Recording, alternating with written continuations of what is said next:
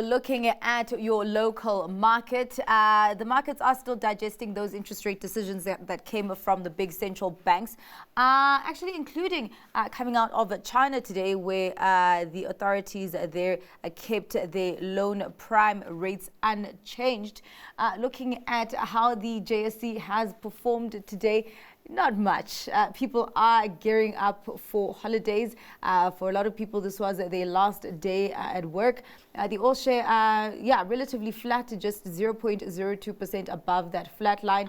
We do have the financial 15 really being the only index there in the green, trading 0.05% up. The industrial 25, though, slightly down by 0.07%, and the resources 10 complex 0.02% below that flat line. Thank you. Oh, yes. And joining me with more insights on those moves is Kearabilwe Nonyana from Scope Prime Africa. Thank you so much for your time, Kearabilwe. I'm jumping the gun here, already saying thank you. I think I'm ready to go on holiday as well. I mean, just looking at how the JSE has performed today, performing relatively flat, I'm guessing that's not really a surprise considering that the volumes were probably low today? Yeah, so but it's a thin trading day. As you said, we're getting to the end of the year, and you would have anticipated that there'd be very little happening. But I think with so many central banks coming out with the decision, it really did throw a spanner in the works. You know, Zinati, I was reading a stat today that said this week was the highest outflows from equity funds since 2009.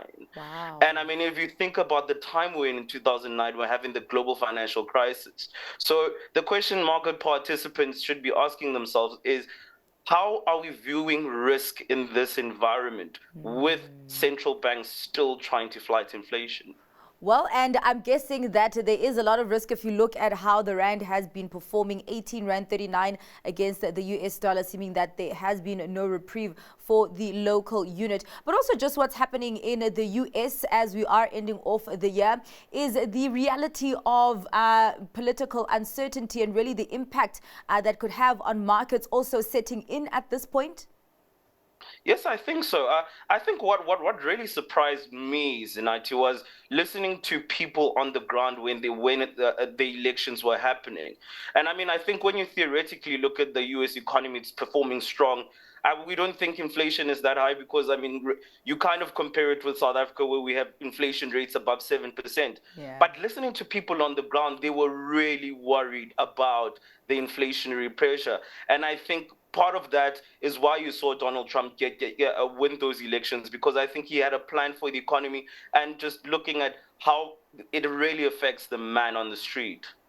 Well, let's take a look at the weight loss drug wars because Novo Nordisk and Eli Lilly are at it again. I think about a week ago we had a similar trend where we saw Novo Nordisk stock plummeting and Eli Lilly's actually gaining, but it got even worse today because at some point we saw the stock of Novo Nordisk plunging more than a 24%. Of course, the opposite on Eli Lilly, and this is after it came out that a new weight loss drug trial actually disappointed.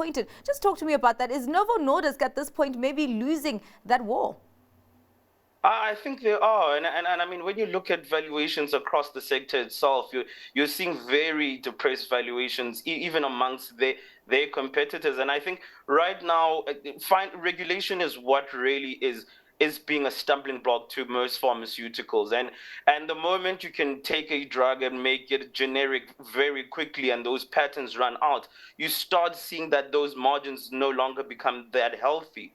And I think this war right now, as we sit, it still has a long way to go. But I think the market really was not pleased with those results. But actually, locally, does Aspen Pharmacare seem to be the one that is going to benefit really in all of this? Because we did have them coming out with an announcement that they are going to start having access to Eli Lilly's weight loss drug, Mounjaro. We did see that share price also climbing more than 5%.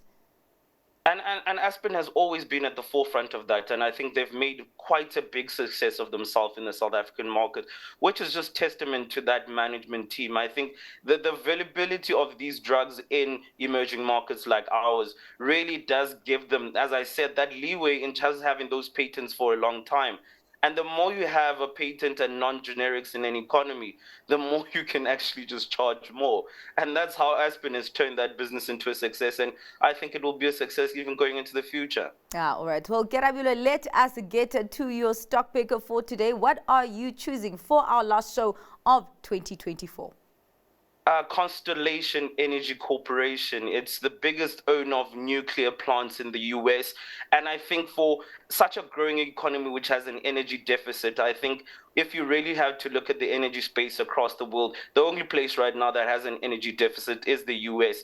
And I think it's done about 120% this year. So it's sitting on quite a hefty valuation. But just looking at the deal they signed with Microsoft to power up one of their data centers with nuclear energy, I really do believe it still has some legs to grow further than this. All right. Well, thank you so much for your time and for your contribution on this show throughout the year. Merry Christmas and Happy New Year, Kearabilwe. That was Kearabilwe Nonyana from Scope Prime Africa.